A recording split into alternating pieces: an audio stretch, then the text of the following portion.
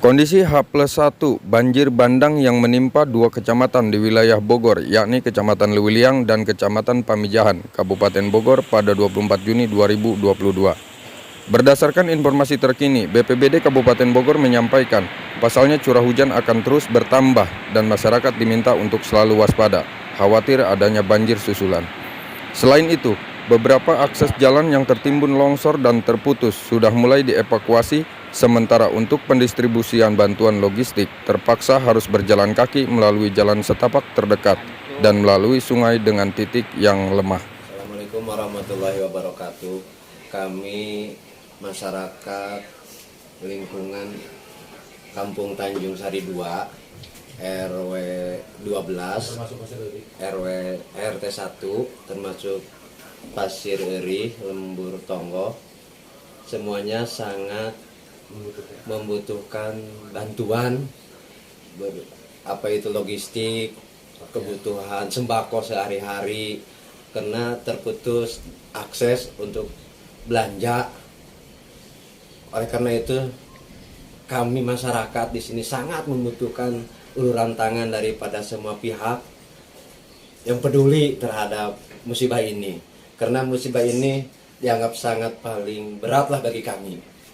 Mungkin itulah yang bisa disampaikan. Assalamualaikum warahmatullahi wabarakatuh. Selamat sore, saya dan Ramil Lewiliang, Kapten Infanteri Koswara. Saat ini berada di posko bencana di daerah Cisarua untuk mengkoordinasikan penanganan pasca bencana.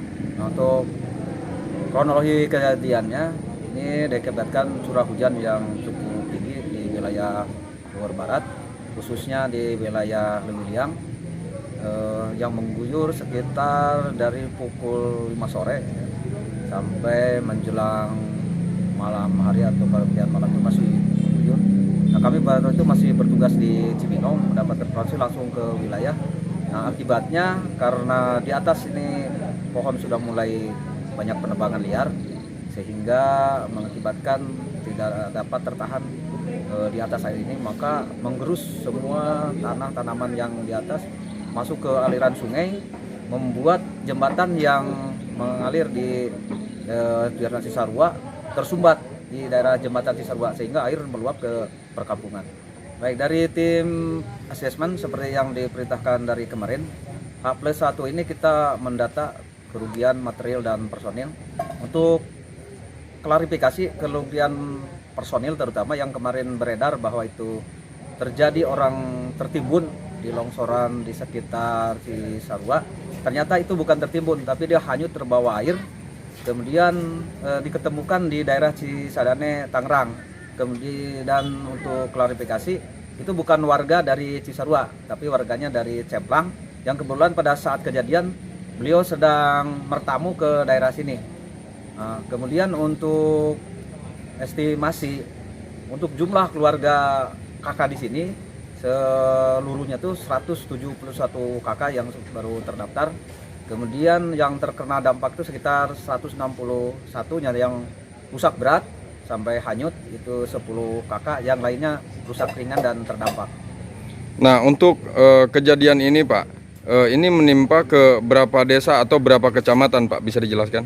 Nah, untuk daerah binaan kami di Lewiliang ini yang sudah kami deteksi itu ada dua desa yang di Puraseda itu satu kampung, tetapi tidak berdampak kepada pemukiman, dia hanya pesawahan atau pertanian yang kena dampak, sekitar 70 hektar itu kena dampak.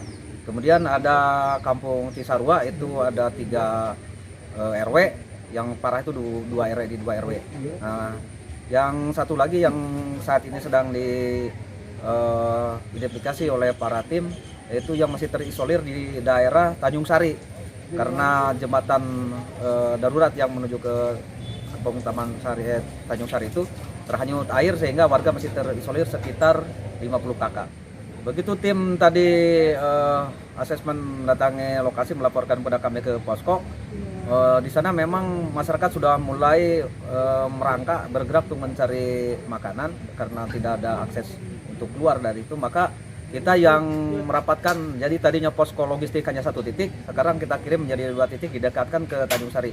Alhamdulillah tadi dari ACT sekitar 2000 paket sembako sudah dikirim. Kemudian dari kita sendiri tadi dari Ormas, relawan membantu itu sekitar 100 paket sudah kita dorong. Nanti akan berangsur terus kita dorong dipindahkan ke 2 titik terdekat. Nah, kalau logistik sudah dengan jalan darurat kita bisa masuk, tapi untuk akses orang per orang atau kendaraan kita belum. Tapi kalau logistik kita upayakan dengan menggunakan tambang seling supaya bisa menggunakan belayer gitu. Bukan belayer, ada juga orang yang mencari jalan terdekat ke titik air yang lemah, kita bisa naik. Tapi itu juga tetap pertimbangan keamanan. Karena Satgas ini kita tadinya Pak Camat sebagai ketua Satgas bergabung dengan kami di sini, tetapi Pak Camat memutuskan kita dibagi 2 tugas. Nah, Pak Camat yang mengkoordinir tentang alat berat, bantuan dari PUPR dengan BPD itu akan sekarang sudah nyampe di sasaran, cuman karena masih terganggu cuaca kita belum bisa operasi. Tapi apabila nanti cuaca ini memungkinkan, mulai malam ini juga langsung digarap, karena itu ada hampir 11 titik ya longsoran tanah di sepanjang rangkaian dari Cianten atau dari Cisarua atau dari desa Pulasari ini menuju Cianten. Itu ada beberapa titik yang menghalangi, maka segera kita evakuasi. Saya lihat dari kiriman dari BPD Kabupaten Bogor, ini curah hujan ini akan terus turun. Nah, maka apabila hujan masih turun, maka diprediksi untuk susulan meskipun volumenya kecil itu tetap akan terjadi. Hanya antisipasi kita, karena yang terjadinya itu di sumbatan sungai, tadi sudah diberikan sodetan memperlebar sungai dan mengangkat semua bahan material yang menyumbat, sehingga air kemungkinan mudah-mudahan tidak naik ke kampung, meskipun besar tapi tidak meluap ke kampung. Nah, untuk terakhir nih Pak, harapan untuk masyarakat dan instansi terkait apa nih Pak?